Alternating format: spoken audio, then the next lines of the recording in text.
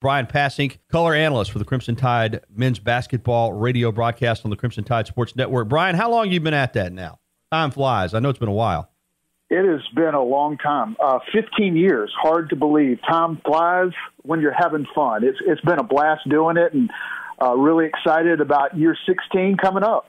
We're going to get into that. In fact, we had a call from Joe in the last segment with some strong thoughts on Alabama men's basketball, and I'm going to relay some of his thoughts to you and get your perspective in just a moment. But I want to start with Collin Sexton because you watched him all year last year and saw the explosiveness up close. And I kind of felt like, and I think a lot of people did, and this isn't a knock at Alabama, it's just kind of the reality of the college game versus the NBA game. I think a lot of people felt like with his style, with the pick and roll ability that he has, with more shooters at the NBA level to put around him, that he might be one of those guys that really flourishes in the pro game. Now, I know the Summer League is not anything like what he's going to face in October, but so far so good. Last night, 25 points, 7 assists, 4 rebounds as the Cavs beat the Kings in an NBA Summer League playoff game. He's averaging over 18 points a game in 4 games so far. He's rebounding. He's defending. He's getting his teammates involved. I mean, he has looked like everything that we thought, and of course the Cleveland Cavaliers thought when they drafted him, that they were getting so far. Yeah, he's been incredible. So fun to watch in the NBA Summer League. And those of us that have had a chance to watch him up close over the last year, not surprised at all. And he has all those attributes that you mentioned that really translates to the NBA game. He had an incredible year this season, all SEC player, freshman of the year in the Southeastern Conference, which I thought all year long was the most talented league in the country, especially its young players. And Collin Sexton was the best, one of the best, if not the best, in the SEC. So what he does absolutely translates, and love watching him play. And I think he's a guy that will eventually become an NBA All-Star with what he brings to the table from a speed and athleticism standpoint, a desire to be a great player, the fire that he plays with. Really, the only thing that he's missing right now is a consistent jump shot. But having been around him, with his work ethic, he's got nice form, nice release. I think he will be a really good three-point shooter in the NBA in time. He's not there yet. He's really never needed to be a great three-point shooter with his ability to get to the basket, but I think he'll be able to add that as he develops and matures. But a great start to the Summer League, and it was great going back to the NBA draft to see an Alabama player not just selected, but selected in the lottery in the first round. And I know he's going to do all of us Alabama folks proud in the NBA. Yeah, absolutely. He wanted to play with LeBron. Who wouldn't? And he was looking forward to that. Potentially, it didn't happen. LeBron moves on to the Lakers. But, Bryan, I wonder, as someone who is an analyst for Alabama basketball that played SEC basketball for the Crimson Tide, probably had dreams at one time of playing in the NBA, I wonder if for Collin, if this doesn't help him to some degree. And hear me out. There was going to be pressure playing with LeBron, first of all, for Cleveland to make another deep run, get back to the finals and possibly win it. LeBron is who he is. As long as he's on your team, he's going to dictate how you play. Maybe more so than the head coach, Tyronn Lue. With him gone, the expectation level obviously is lowered. They're going to play faster. I think it's going to suit Collin. I think he's got a chance to step up right off the bat and be the face of the franchise. I think maybe in some ways it will be easier for him. Would you agree with that? Even though they would be a much better team with LeBron. Clearly, I understand that as well. But for Collin, maybe a chance to have more fun, less pressure, and just kind of grow with this team as they rebuild. Yeah, I agree with you 100%. Now, with that being said, I'm sure Collin was disappointed that LeBron isn't going to be in Cleveland. And as you mentioned, they're not going to be as good, and those things are obvious when you lose the best player on the planet. But with Collin's game, he'll have the ball in his hands more. There'll be more on him. He's going to have a chance to develop early. And I think from the Cavaliers standpoint, they're going to be able to start the direction they want to go right now. And Collin is a huge part of that, if not the centerpiece of that, is a top 10 NBA draft pick. And with what he's done so far in Summer League, I think Cleveland and the people around that franchise have to be excited what Collin brings to the table. They're going to have to add some pieces to be competitive. It'll be interesting to see how successful they are. They obviously have Kevin Love, and he, I guess if you talk about a centerpiece, he would be that a multiple NBA All-Star. But I think with Collin, with what he's able to do, he'll have the ball in his hands, and it will give him a chance to develop maybe a little more quickly on a personal standpoint, and I'm sure that's the approach he'll take. He's a competitive guy, would have loved to have played with LeBron. I know they spoke before LeBron went to the Lakers, but Collin's a guy that is ultra competitive. He's, I'm sure, taking it as a challenge to be an even better player because there will be more on his shoulders. And regardless whether who's on the team or not, it's going to be a whole lot of fun to watch Collin develop in the NBA. He is going to be mentioned a lot with Trae Young, both coming out after their freshman seasons. They played head-to-head last year, Alabama winning the game, Collin getting the better of Trae. Trae had the better statistics as a freshman at Oklahoma. Of course, he shot it just about every time. The Hawks have Trae Young. He really, really struggled to shoot the basketball. Last couple of games have been better. Long-term, who do you think's the better pro, Sexton or Young? Well, who do you think I'm going to say? No, and I'm going to agree with you, too. I believe it. Yeah. Collin Sexton, I've just become a huge fan of him. And really with Collin, it's more about what I think he can become than what he is. Now, what he is a terrific player, and I think he's going to have an immediate impact in the NBA. But because of his desire and work ethic and the competitiveness, his smarts, the guy's a 4.0, super smart point guard. He has all the things that you want. I think he's going to be a great player. Trae Young is a unique player in his own right, a great shooter, small, undersized a little bit from an NBA standpoint, but with what Steph Curry has been able to do shooting the basketball, I think the Hawks kind of envision that. He's not as big as Steph Curry. I don't think he'll be the player of Steph Curry, but still it's going to be fun watching those two guys in the Eastern Conference, two talented young players going at it for years to come. Bryan Passink, our guest, color analyst for men's basketball at Alabama on the Crimson Tide Sports Network. Let's get into Alabama. Joe called earlier, and I didn't agree with him, but I wanted to get your take. He said that he feels like Alabama has accepted mediocrity when it comes to men's basketball and that there was too much hoopla over the season that occurred this past season just because they got in the tournament and won a game. I disagree with Joe in this regard. Honestly, Bryan, and you've been on the call over the last 10 years or so, the program has, for the most part, been mediocre. That's why last year was so exciting to finish it off the way they did, for Sexton to hit the shot against A&M, to beat Auburn, to get into the NCAA tournament, to beat a good Virginia Tech team, to play Villanova, the national champion, for a first half that was very competitive before they've pulled away like they did pretty much against everybody in that NCAA tournament. There has to be some excitement around that. And I don't think people, just because the regular season didn't end the way Alabama would have liked it to have ended, it is about getting into the tournament. They did that. I don't think mediocrity has been accepted. I just think when you have been mediocre, Bryan, and you have a finish like they had last year, there's going to be excitement. Everybody should be excited, right? Absolutely. And I can tell you one person that wants no part of mediocrity and never has, and that's Avery Johnson. With the success that he's had over the course of his NBA career, the NBA Coach of the Year, and he's come in and I think turned Alabama basketball around to get to the NCAA tournament, to win a game for the first time in 9 or 10 years, to do that, overcoming injuries throughout the year and doing it with what became the youngest roster in school history, to have 70%, even with Collin leaving, 70% of your scoring back, 80% of your rebounding, a talented incoming freshman class, some guys back from injury, a transfer in Tevin Mack, who was the leading scorer at Texas, eligible this year.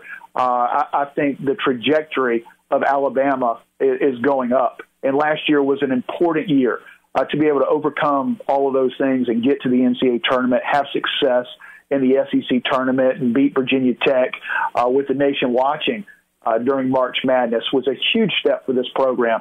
But I think that's exactly what it is, and that's a step. And I think it'll continue this year. I'm really excited about this season. I feel better about this team coming into the season than I did last year. And the only reason last year I maybe didn't have as much confidence then as I do now is because the team was so young. This team is going to be much more experienced. They've been to the Ncaa. They've gotten that taste of it.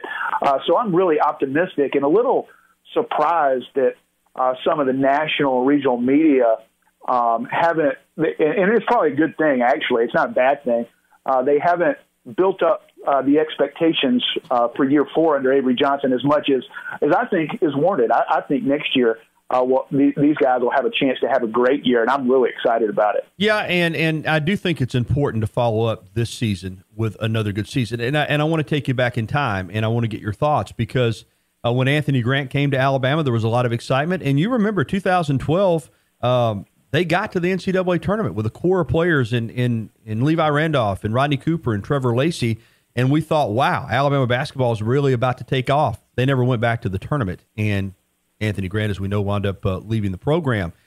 How important is it for Avery Johnson to follow up this year, to get back to the NCAA tournament, to go back-to-back, keep this momentum going? And what do you think will be different about this scenario from the one that Grant had in 2012? Well, I think it's night and day. I had a up close and front row seat for both. And now I'll say this, I thought the Anthony Grant era would have gone better. He inherited a pretty talented team. When you look at JaMychal Green, a guy that has had a lot of success in the NBA, and Tony Mitchell, two guys, really the only two guys on Anthony Grant's teams that played in the NBA, he inherited, and the talent that he brought in was good, but never quite to the level of getting this program over the hump. And I think it's much different now when I look at the guys returning, where recruiting is, where excitement is around the program from fans and recruits. It just seems to me to be a totally different scenario and culture around the program. I think I completely disagree with the comparisons. I guess I can understand them if you're not that close to the program. But where this program is completely different.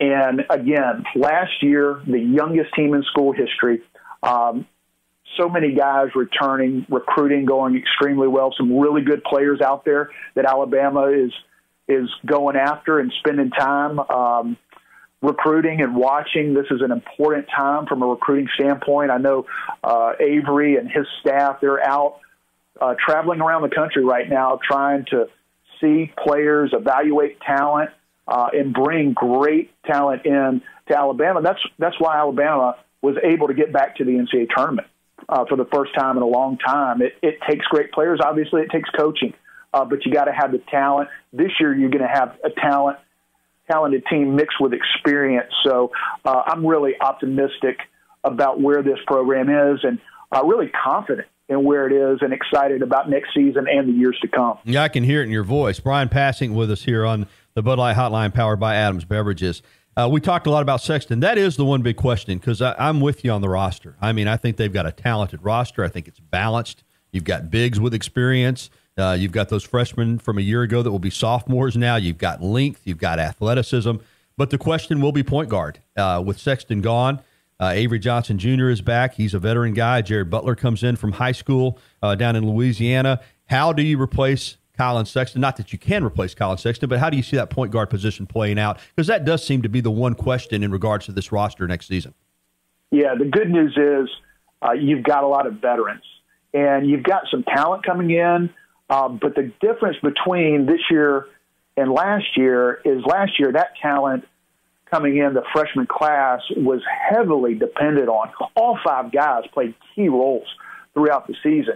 Now, there's some really good players coming in this year, but they're not going to – it would be great for those guys to develop and be able to play early, but they don't have to with the guys that are returning.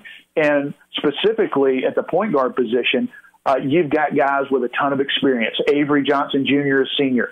Dazon Ingram, a guy that's played a lot of basketball. And even a guy like Herb Jones, who's played multiple positions. And you've got guys that can handle it on the wings. And there's not going to be as much of an emphasis as there was with Collin at the point guard position. So I think it'll be more evenly distributed offensively. Collin's going to be missed. You can't lose a guy like that and not miss him. He certainly will. But it's great to have the veterans coming back that this team has. Even, a guy like Riley Norris, who sat out last year with injury, he'll be back as a fifth-year senior. Now, he's not a point guard, but he's a leader. He's a veteran. He's going to play multiple positions. Tevin Mack will be on this year's team and can score, and I think can fill the void from a scoring standpoint. Now, again, not a point guard, but you're going to miss Collin scoring. Where is that going to come from? I think it's going to be evenly distributed, but I think Tevin Mack is going to have a big role from a scoring standpoint on next year's team. No doubt about it. Bryan, you mentioned the SEC earlier you thought was the most talented conference last year. It's only going to get better. How important is it for Alabama to be a little more consistent? Of course, they got a tough non-conference schedule again as well, but to finish higher in the regular season rankings, to get a higher SEC tournament seed, and ultimately not just get back to the NCAA tournament, but get a better seed so that your chances of making a deep run. Is that the next step now that you've gotten to the tournament and won a game, is to be a better team next year so that when you get to the NCAA tournament, you're in position to make a deeper run? Is that realistic to maybe be a top 4 seed in the NCAA tournament next year? Yeah, I think it's possible. I think it's realistic, and I think it's what those guys are spending countless hours in the gym and the weight room and the track trying to be better than they were last year and better than expectations have them right now. And Alabama's expected to be pretty good next year, but I think it's so important to have success and go to the tournament because it gives you not only experience but that taste of what the NCAA tournament is about. There's nothing like it. It's such a fun and exciting experience for a college basketball player, and none of those guys had ever been before.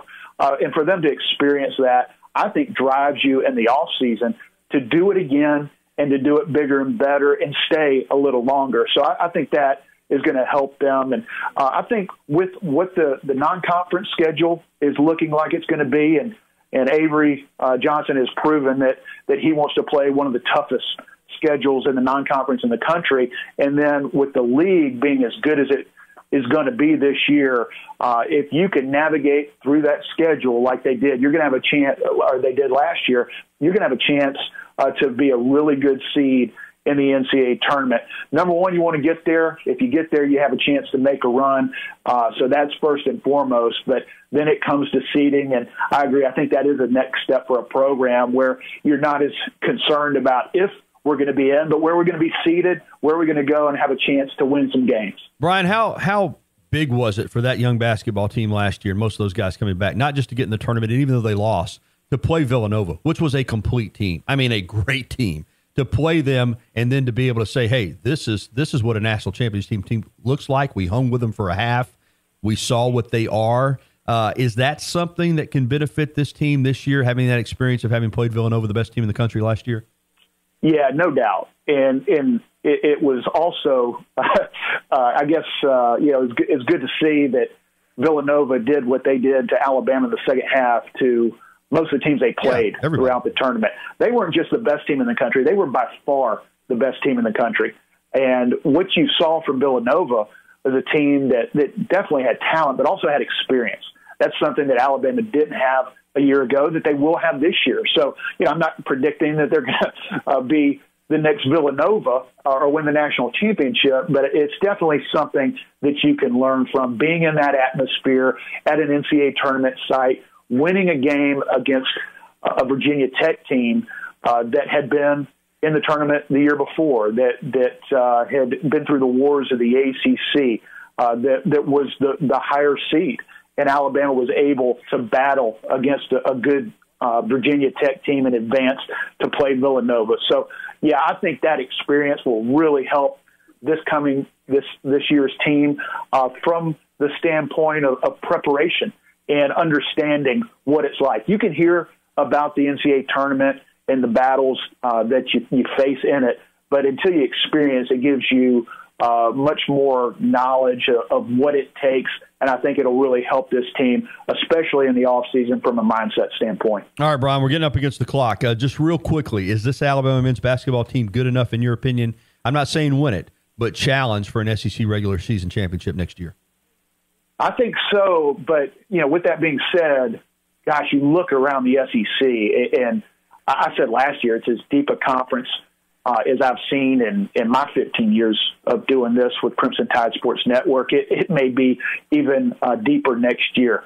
The talent, the coaching in this league is second to none. So if you're a high seed in the SEC tournament, you have a chance to win it. Anybody can win it. It's going to be really good. And Alabama, I think with the experience from last year, is going to have a chance to compete, and that's all you ask for. And in 30 seconds, an update on your partner, Chris Stewart, rehabbing from a stroke. How's he doing? He's doing great. Talked to him, I guess about a week ago. We had lunch a few weeks ago. He looks great. He sounds great. Excited to get back behind the microphone. So really happy to have great news to report there.